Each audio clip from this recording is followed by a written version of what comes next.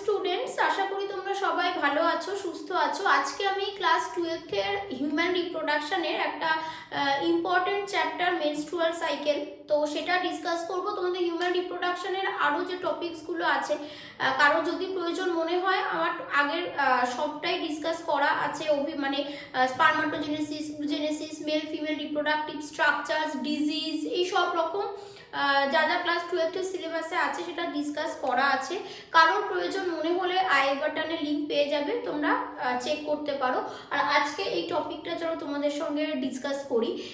এই টপিকটা ওখানে বলা ছিল না, বাদ ছিল। অনেক স্টুডেন্ট আমাকে কমেন্টে জানিয়েছিলে যে মেনস্ট্রুয়াল সাইকেলটাও ডিসকাস করে দিতে, তো সেটা চলো আজকে আমি তোমাদের সাথে ডিসকাস করি। আচ্ছা, তো এখানে মেনস্ট্রুয়াল সাইকেল মিনস আমরা কি জানবো না, ও মানে কি বলা যেতে পারে, স্পার্মোজেনেসিস ফর্মেশন আমরা দেখেছি। ওজেনেসিসে দেখেছি যে ওভাম ফর্ম হবে। এবার ওভাম ফর্মেশনের পর কি হবে? ওভাম ফর্মেশনের পর দেখো দুটো, আমি এখানে লিখছি না কেন, দেখতে পাচ্ছ তোমরা মেনস্ট্রুয়াল সাইকেলের গ্রাফটা আমি ড্র করে রেখেছি। আমি বিষয়টা একটু মুখে বলে দিই, তারপর আমি গ্রাফটা তোমাদের বুঝিয়ে দিচ্ছি। এটা নিটের জন্য, জেনপাসের জন্য এবং বোর্ড এক্সামের জন্য, সবের জন্য কিন্তু খুবই ইম্পর্টেন্ট একটা টপিক। আচ্ছা, এবার যেটা বলার, যে ওভিউলেশন পর্যন্ত তোমরা পড়েছো। ওভিউলেশনে কি দেখেছো যে ওভাম ফর্মেশন হবে বা ওজেনেসিস হবে, এটা তোমরা দেখেছো। এবার আসছে দুটো জিনিস, যে ওভাম ফর্মেশনের পর সেই ওভামের ফেট দুটো, আর হয় কি হবে না, ফার্টিলাইজেশন হবে। আমরা দেখবো রিপ্রোডাকশন হচ্ছে, ফার্টিলাইজেশন হচ্ছে, ইমপ্ল্যান্টেশন মানে জরায়ু গাত্রে বা ইউটেরাইন ওয়ালে ইমপ্ল্যান্ট হচ্ছে, এগুলো পড়বো। আর যদি দেখি ইমপ্ল্যান্টেশন না হলো, মানে ফিমেল কনসিভ করলো না, তো দেন ওভামটার কি হবে বা এই টোটাল সাইকেলটা পারফর্মটা হচ্ছে কি করে, সেই বিষয়টা আমরা পড়বো হচ্ছে মেনস্ট্রুয়াল সাইকেলের থ্রু। তো চলো শুরু করা যাক। এখানে দেখো ফার্স্টে আমি এই সাইডে লিখে রেখেছি যে কোন ইভেন্টসগুলোকে আমি কোন গ্যাপে বোঝাতে চাইছি। এনসিইআরটি থেকে নেওয়া পিকচার দেখো, এনসিইআরটি বা তোমরা ওয়েস্ট বেঙ্গল বোর্ডের টেক্সট বুকেও এই পিকচারটা পেয়ে থাকবে, এরকম গ্রাফটা। তো প্রথমে বলা হচ্ছে ইউটেরাইন ইভেন্টস, মানে মেনস্ট্রুয়াল সাইকেলে ফার্স্ট থেকে লাস্ট ডে পর্যন্ত একটা সাইকেলের। তো ইউটেরাইনে কি হয়, দেন ওভারিতে কি হয়, আর ওভারিয়ান হরমোনসের রেগুলেশন কি না, আর পিটুইটারি হরমোনগুলো রেগুলেশন কি, সেটা পরপর আমরা দেখবো। তো ইউটেরাইন ইভেন্টস দিয়ে যদি শুরু করি, মানে ইউটেরাসে কি হচ্ছে সেটার একদম স্টার্টিং এ দেখো আমরা ধরছি যে মেনস্ট্রুয়াল সাইকেলের স্টার্ট হলো মেনসেস থেকে। মেনসেস থেকে স্টার্টিং মানে মেনস্ট্রুয়াল ব্লিডিং থেকে আমরা ধরে নিচ্ছি মেনস্ট্রুয়াল সাইকেলে, ধরে নিচ্ছি মিনস একটা সাইকেলের তো শুরু শেষ কি, ওটা তো চক্রাকার পথে বা সাইক্লিক ওয়েতে চলছে।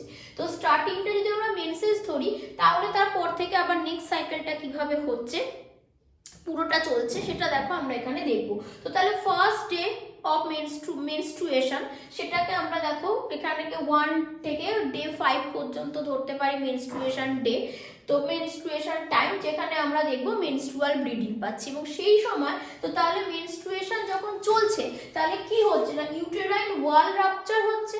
ইউটেরাইন ওয়ালে যে অনেক অ্যামাউন্টের নার্ভস মানে ছিল, ভেসিকেলসগুলো ছিল, ইউটেরাইন ওয়ালটা ঠিক হচ্ছিল যাতে ওভামটা এখানে রিলিজ যদি হয় ওভিউলেশনে, সেটা যদি ইমপ্ল্যান্ট হয়, ইউটেরাস যাতে রেডি থাকে ইমপ্ল্যান্টেশনটাকে মেনটেন করতে, মানে কনসিভ করতে, যাতে ইউটেরাসে ফিটাস গ্রো করতে পারে। সেটা হয়নি, ওভাম কোনো রকম স্পাম পায়নি, ফার্টিলাইজড হয়নি, তাই ইউটেরাইন ওয়ালের অত থিকনেসের দরকার নেই।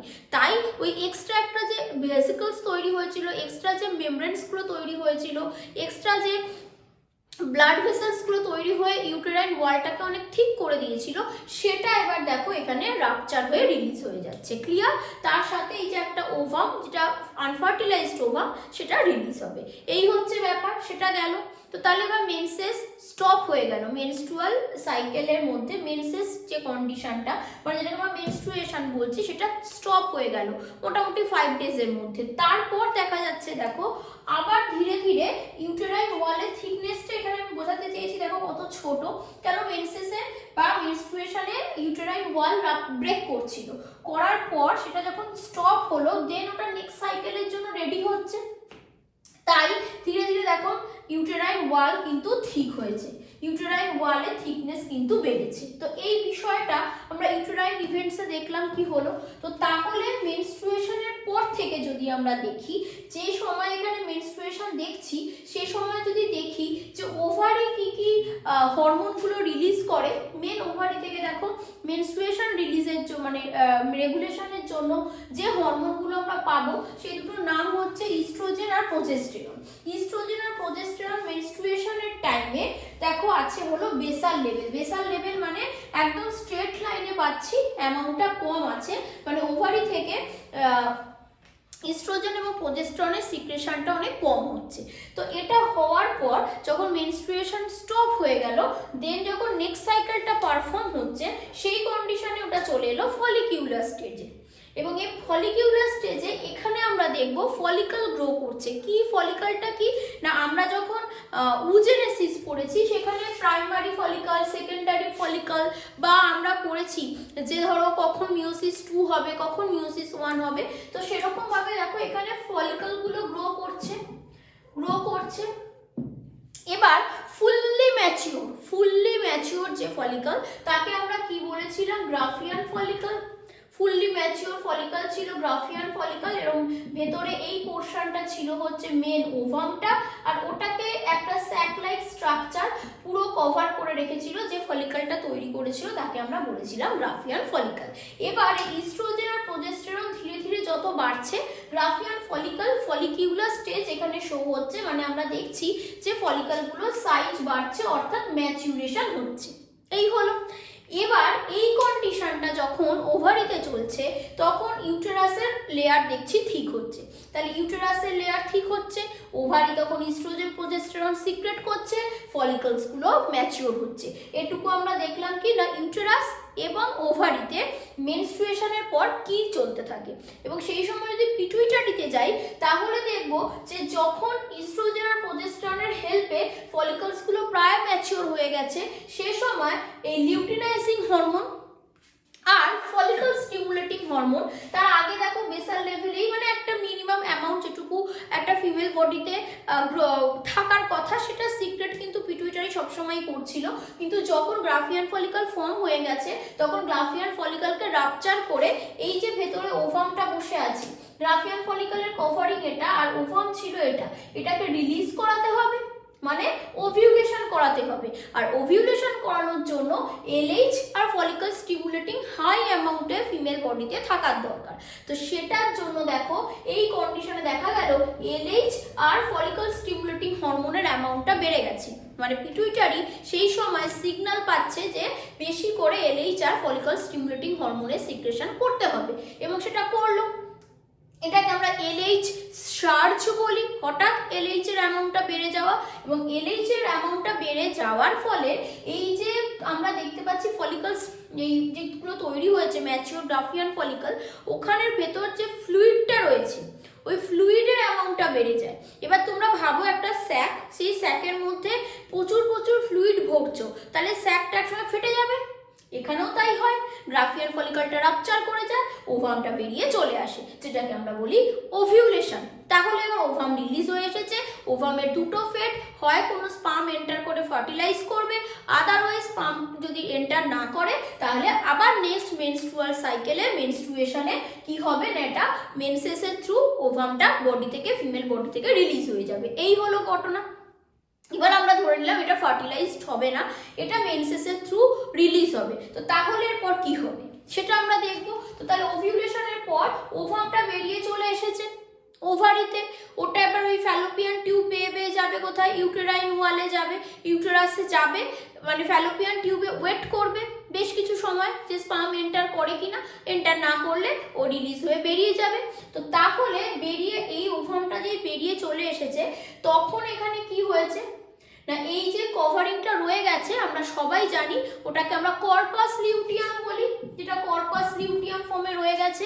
কর্পাস লিউটিয়াম কি করবে, ও জানে ওভামকে রিলিজ করিয়েছি, ওভামটার তো ফার্টিলাইজেশন হবেই, তাহলে ও কি করবে সে সময়, কর্পাস লিউটিয়াম বেশ কিছু প্রোজেস্টেরনকে তখনও সিক্রেট করতে থাকবে।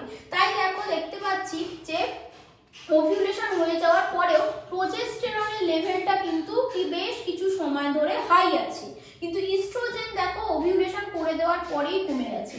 ব্যাপারটা বোঝার চেষ্টা করো, ইস্ট্রোজেন ওভিউলেশনের পরেই অ্যামাউন্ট কমিয়ে দিয়েছে, কিন্তু প্রোজেস্টেরনের অ্যামাউন্ট ওভিউলেশনের পরেও আছে। কেন না, সে সময় ওভারি তো হেল্প করছেই প্রোজেস্টেরনকে সিক্রেট করতে, তার সাথে সাথে তোমাদের খুব ইম্পর্টেন্ট কোশ্চেন্স নিটে আসে, জেনপাসে আসে, বোর্ড এক্সামে আসে, যে এইখানে গ্রাফিয়ান ফলিকল বা কর্পাস লিউটিয়াম, গ্রাফিয়ান ফলিকল নয়, মানে গ্রাফিয়ান ফলিকলটাই তো ওভাম রিলিজ করে কর্পাস লিউটিয়ামে কনভার্ট হয়েছে, তো কর্পাস লিউটিয়াম কোন হরমোনটাকে সিক্রেট করে?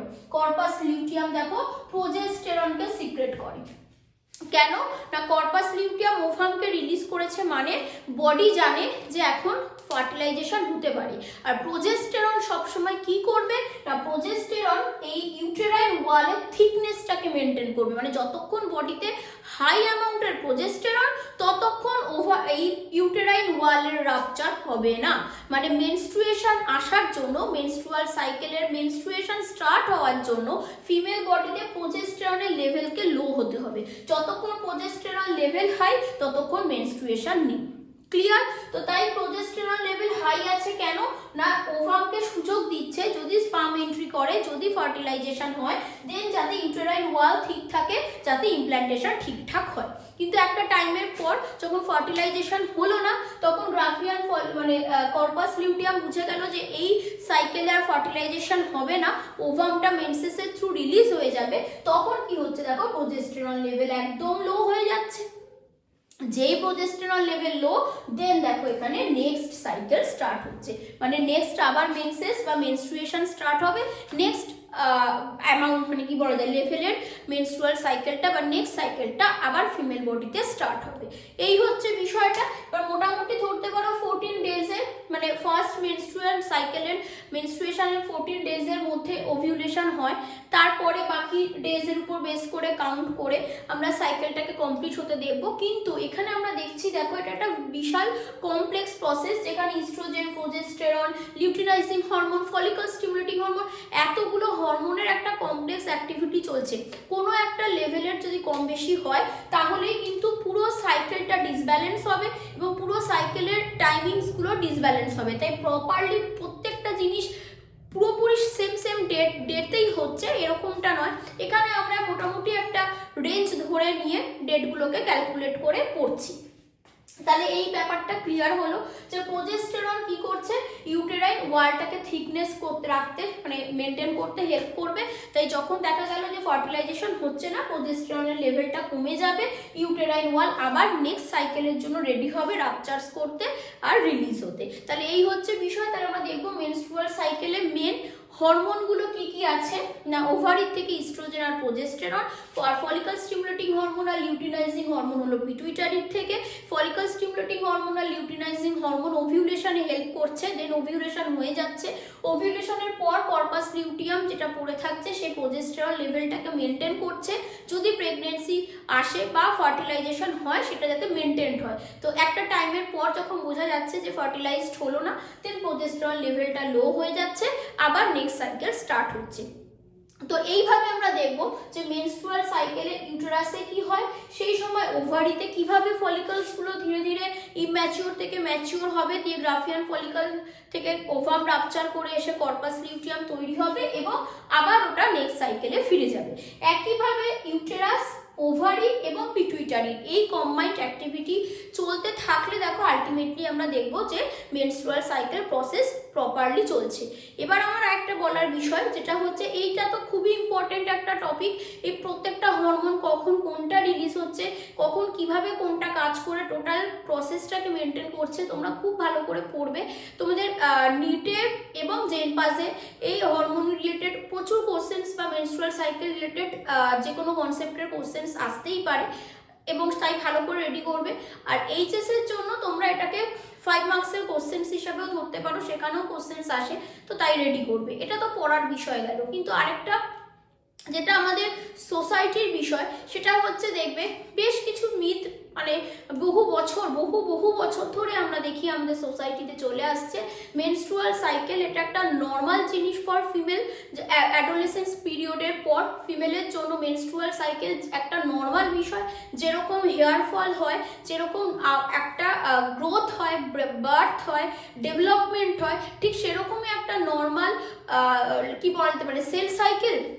তোমরা সেল সাইকেল, সেল ডিভিশন পড়ো, ঠিক সেরকমই নর্মাল আমরা যেমন স্লিপ হয়, ওয়েক আপ হয়, খাওয়া দাওয়া, বিভিন্ন রকম মেটাবলিজম, সেই সব মেটাবলিজম, সব সেল সাইকেল, সেল ডিভিশন, সব নর্মাল অ্যাক্টিভিটি যেটা থেকে বুঝি যে আমরা লিভিং, সেরকমই একটা অ্যাক্টিভিটি হলো মেনস্ট্রুয়াল সাইকেল। সেখানে রিপ্রোডাক্টিভ হেলথ বোঝা যাচ্ছে। তো তাই অনেক ক্ষেত্রে আমি দেখেছি বিভিন্ন সমাজের এখনো বহু মানুষ এই মেনস্ট্রুয়াল সাইকেল, মেনস্ট্রুয়েশন যখন পিরিয়ড চলে ধরো কোনো মানে গার্লসের, তো সেই ক্ষেত্রে তাদেরকে পুজো করতে দেওয়া হবে না, বা তাদের কোনো রকম টেম্পল, মন্দিরে যেতে দেওয়া হবে না, বিভিন্ন রকম পুজোতে অঞ্জলি দিতে পারবে না, পুজোর কাজ করতে পারবে না, এরকম বিভিন্ন রকম কাজ থাকে, বা বিভিন্ন রকম মানে কাজ থাকে, মানে বলা হয়ে থাকে। কিন্তু আমার মনে হয় তোমরা যারা স্টুডেন্টস, যারা নিজেরা পড়াশোনা করছো, তারা নিজেরা এই বিষয়টা থেকে বেরিয়ে আসা উচিত। কারণ তোমরা নিজেরা জানো যে এটাতে এরকম কোনো বিষয় নয় যে মেনস্ট্রুয়েশনের সময়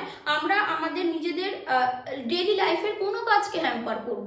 হ্যাঁ, অনেকের ক্ষেত্রে কোনো রকম প্রবলেম হতে পারে মেনস্ট্রুয়েশনের এই হরমোনাল ডিসব্যালেন্সের জন্য, কারোর পেন হতে পারে, কারোর ওভার ব্লিডিং হতে পারে। তো সেরকম যদি কারোর ডিজিজ, কিছু প্রবলেম হয়, সে অবশ্যই রেস্ট নিল, বা ডক্টরস তাকে কি সাজেশন দিচ্ছে সেটা অবশ্যই তাকে জানতে হবে। কিন্তু এটার জন্য আমরা কোনো টেম্পলে যাব না, কোথাও পুজো করব না, কোথাও কিছু মানে এরকম কোনো জিনিস করবো না, সেটা কিন্তু একদম ঠিক নয়। তোমাদের অনেক প্যারেন্টসরা, মানে গার্লস স্টুডেন্ট যারা, তারা এই কথাটা রিলেট করতে পারবে। হতে পারে তোমাদের বাড়িতে তোমাদের মায়েরা, তোমাদের আরও যে ফিমেল বড় যারা রয়েছে, তারা তোমাদেরকে ছোট থেকে এটা শিখিয়ে আসছে যে এই কন্ডিশনে তোমাদেরকে পুজো করতে নেই, তোমাদেরকে মন্দিরে যেতে নেই।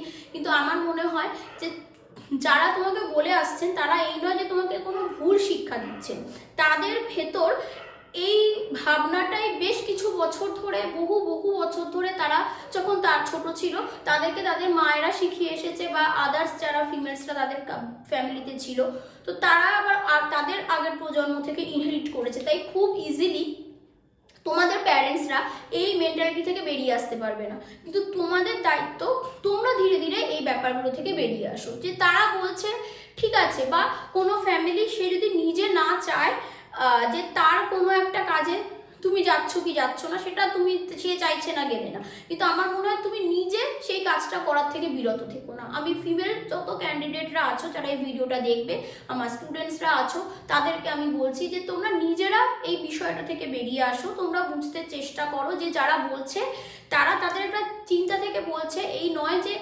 তোমাকে ভুল কিছু বোঝাতে চাইছে, কিন্তু জিনিসটা ভুল। তারাও অন্যভাবে, তারা যখন মানে ব্রট আপ হয়েছে, তখন তারা তাদের ফ্যামিলি থেকে, আশেপাশ থেকে এটা শিখে এসেছে। কিন্তু তোমরা যদি এখন না চেঞ্জ হও, তোমরাও এর পরের জেনারেশনটাকে ওইভাবেই আবার ট্রিট করবে। তাহলে সেটা যেন না হয়। যারা এখন এই স্টেজে আছো, তোমরা যথেষ্ট বুঝতে জানো, বুঝতে শিখেছো, এবং তোমরা এই বিষয়টা থেকে বেরিয়ে আসো যে এটা একটা নর্মাল সিস্টেম। ঠিক যেভাবে আমাদের প্রত্যেকটা মানুষের একটা টাইমে সেল সাইকেল কমপ্লিট হয়ে যাচ্ছে, এক সেল রাপচার হচ্ছে, সেল ডিস্ট্রয় হচ্ছে, আবার সেল ফর্ম করছে, হেয়ার ফল করছে, স্কিনের কোনো পোর্শন কাট আউট হয়ে গেলে ওটা রিকভারি হচ্ছে, ঠিক একইভাবে এটাও একটা নর্মাল সেল সাইকেল প্রসেস। এটার মধ্যে কোনো রকম কোনো বিষয় নেই যেটার জন্য আমাকে বিভিন্ন অ্যাক্টিভিটিস থেকে দূরে থাকতে হবে।